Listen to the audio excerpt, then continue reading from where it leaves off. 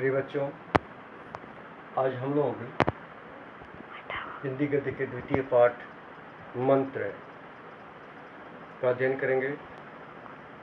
मुंशी प्रेमचंद द्वारा लिखित कहानी मंत्र अपने समय की श्रेष्ठ कहानियों में से एक है, जो ग्रामीण परिवेश और शहरी परिवेश का संबंध स्थापित करती है। यह मुंशी प्रेमचंद ने यह बताने का प्रयास किया है कि गांव के लोग कितने उदार, कितने सहृदयी, दूसरों के काम आने के लिए आतुर और सदैव सहयोगी प्रवृत्ति के होते हैं। वही शहरी लोग निष्ठुर, पैसे के लिए लोभी और तमाम सामाजिक कुरीतियों के प्रणेता होते हैं। कहीं भी मानवीय दृष्टि से मानवीयता नहीं झलकती। और इसी कहानी मंत्र का जो नायक है वह आज एक ग्रामीण परिवेश का होता हुआ, यह कहानी एक मर्मस्पर्शी कहानी है जो ग्रामीण परिवेश और शहरी परिवेश में अंतर स्थापित करती है। ग्रामीण परिवेश में कितना प्रेम है, सहृदयता है, जागरूकता है, मानवीयता है, वहीं शहरी परिवेश कितना निष्ठुर है। अब मंत्र कहानी का अवलोकन आप करेंगे। पूरी कहानी 2 पृष्ठभागों में है। पहले भाग में एक बूढ़ा अपने बीमार बच्चे को लेकर के डॉक्टर चड्ढा के पास जाता है और उसका इलाज करने के लिए बड़ा अनुरोध करता है, लेकिन डॉक्टर चड्ढा मना कर देते हैं क्योंकि वह उनके दिनचर्या खेलने का समय है। और बूढ़ा निराश होकर के पगड़ी रखता है, लेकिन उसकी अनदेखी करके डॉक्टर चड्ढा चले जाते हैं। बूढ़े का इकलौता लड़का मृत्यु को प्राप्त हो जाता है। बूढ़े के जीवन में अंधकार छा जाता है और दूर वह अपनी गांव लौट आता है। इस प्रकार बहुत दिन बीत जाते हैं। इधर शहर में डॉक्टर चड्ढा ने अकूत संपदा कमाई और उनका लड़का कैलाश, जो एक सामाजिक गतिविधियों में भाग लेने वाला और कुशल नवयुवक है, उसे सांप पालने का बड़ा शौक है।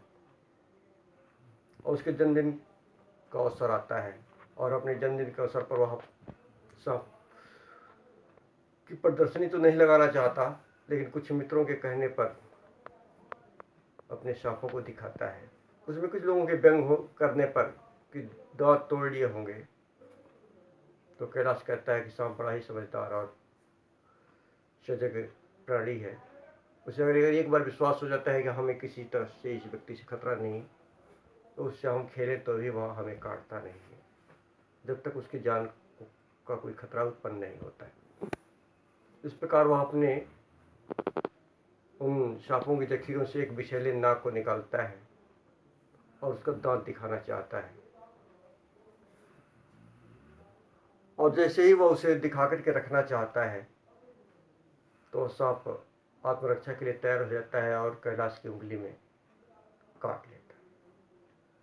और कुछ समय के बाद कैलाश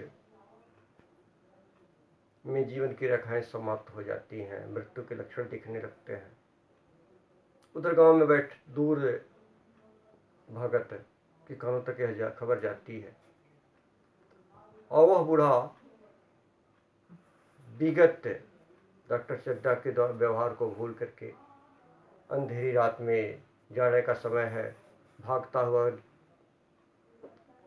डॉक्टर चड्ढा के बंगले पर आता है, जहां मृत प्राय हो चुके कैलाश की अस्थियां को सहेजने का प्रयास चल रहा है और अपने मंत्रों का प्रयोग करके डॉक्टर चड्ढा के पुत्र कैलाश को जीवन देता है और फिर अपनी बुढ़िया के जागने के पहले ही गांव चला आता है। इस प्रकार कैलाश के जीवित हो जाने के बाद डॉक्टर चड्ढा को लगता है कि शायद यह वही बूढ़ा था जो अपने बीमार बच्चे को लाया था और मैं उसे नहीं देख सका। अब डॉक्टर चड्ढा को अपनी गलती का एहसास होता है और वह यह चाहता है कि मैं उस बूढ़े को खोज निकालूं, उसके पैरों में गिर करके अपने अपराध को क्षमा कराऊं, उसे बहुत सी संपदा दूं लेकिन दूसरी तरफ डॉक्टर चड्ढा कहते हैं कि वह कुछ लेगा नहीं, वह तो केवल परोपकार के लिए ही जन्म लिया है, और भला जान की कीमत कौन दे सकता है। यहाँ डॉक्टर चड्ढा की स्वार्थ लिप्सा और बूढ़े भगत की त्याग की बात दर्शाई गई है। प्रेमचंद की कहानी की सबसे बड़ी विशेषता यही है कि वह अपनी कहानी में ऐसे लोगों को सजीव कर देते हैं जो समाज से उपेक्षित होते हुए भी समाज के प्रमुख वर्ग के होते हैं।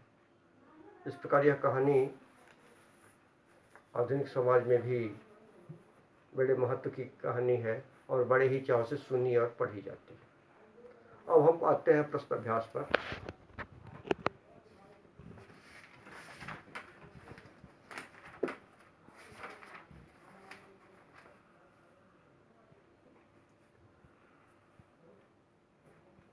मोटर चली गई।